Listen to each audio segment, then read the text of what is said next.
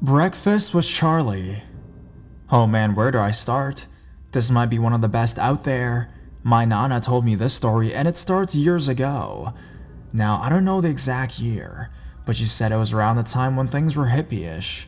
Alright, her and her husband are speeding down the road on an open field. No cars in sight. As she told me, it was at night, and there were hitchhikers on the side of the road, 3 of them. There was a man and 2 women, her husband, let's just call him Gramps, okay, pulled over, much to the complaints of Nana. As soon as eye contact was met with the man, the first thing she noticed was the man's beady eyes.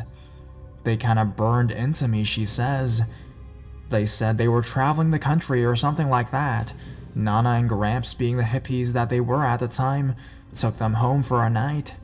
They got home and talked while the TV played in the background.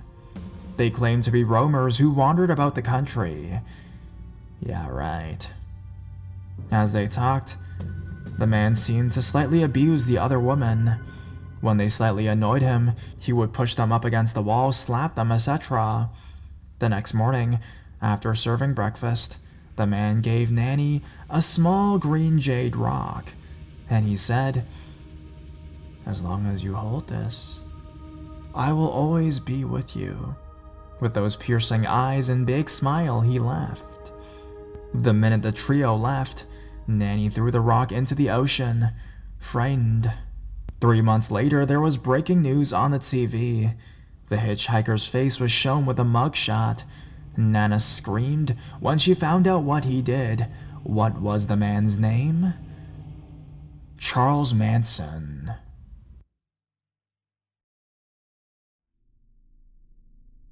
Unexpected breakfast guest. This happened to my grandparents about 10 years ago or so. At this point, my grandfather was easily confused and starting to succumb to Alzheimer's. He was also 6'2", but becoming frail enough, you couldn't tell by looking at him.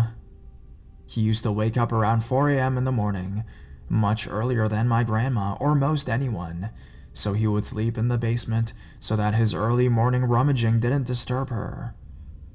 On this morning, he woke up, opened the door to his bedroom, and saw a stranger standing in the middle of the large main basement room. The man was about college age and told my grandpa that he was staying with some friends, got drunk last night, and must have been confused about which house he went to. My grandpa was a really kind person, and whether from a trusting nature or the effects of Alzheimer's, didn't question this guy's story. Just brought him upstairs and started cooking him breakfast, as you do when you have a guest.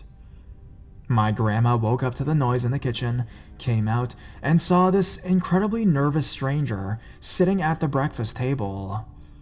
Grandpa retold the stranger's story and said they were going to have a nice breakfast before he took him to his friend's house. Grandma was much less ready to believe stranger and started grilling the guy about who these friends were, what their address was, what did their house look like, but he couldn't provide any details. He tried to chalk it up to being confused, but he was acting cagey and nervous. Still, he ate breakfast with them. Then they all got into the car, Grandma at the wheel, and started driving around the neighborhood looking for this house. Almost immediately he said, "Oh, that's the place," while waving off vaguely. They let him out, and Grandma couldn't see exactly where he went. He just ran off. When they got back home, she started investigating. The door into the house from the garage was unlocked, so she thinks he just came in and started looking for stuff to steal when he was startled by my grandfather, since he's so tall and must have looked pretty intimidating to the stranger. Nothing ended up being stolen, and there's a chance that the guy's story was true, although my grandma didn't think it was. She made sure all the house doors were locked after that. I'm really grateful that, if nothing else, this guy didn't attack my grandpa in an attempt to get away. Grandpa was tall with big hands and frame, so he may have looked strong, but he was older, and I'd hate to think how that would have turned out. So, thank you, stranger, for having the most uncomfortable breakfast in the world with my grandparents before slipping away as discreetly as possible.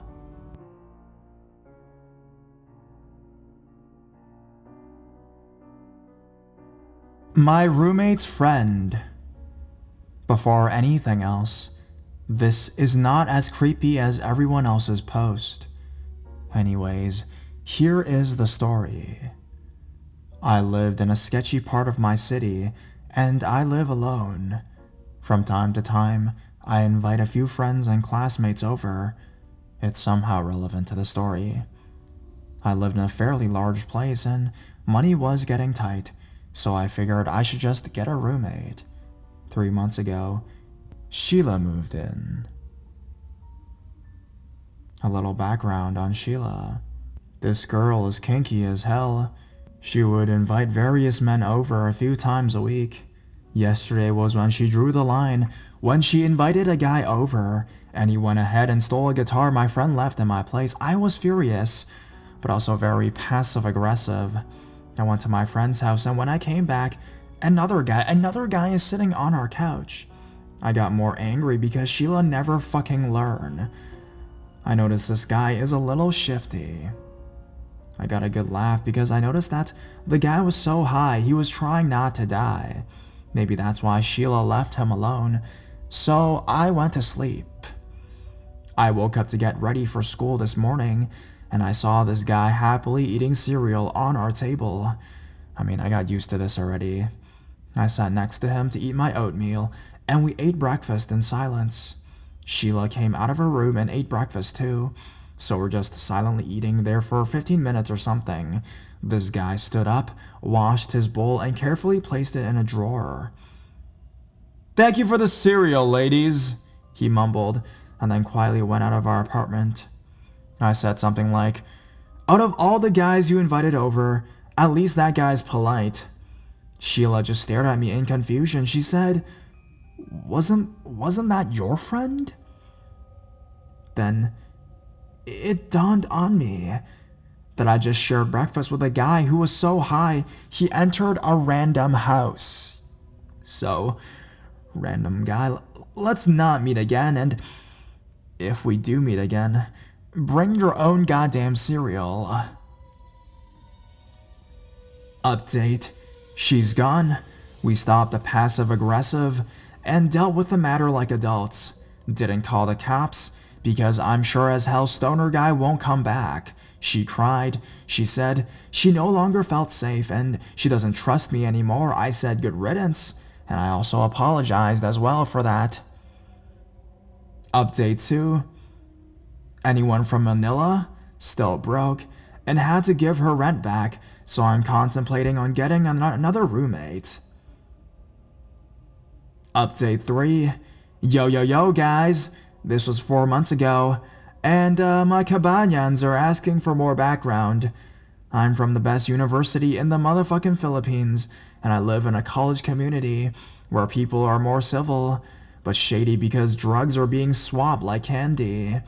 Anyways, since it is a small world, I ended up meeting this guy again last Tuesday in the food district. His name is Kevin, and yes, he thought he hooked up with one of us. Great guy though, man. Bought me coffee in a cafe where coffees are served in mugs and look like camera lenses. No falling in love happened, my homies. This is real-time Manila, where you take the coffee, go home, see him add you on Facebook, and never, ever talk again. That is the end of the story. Till another chapter.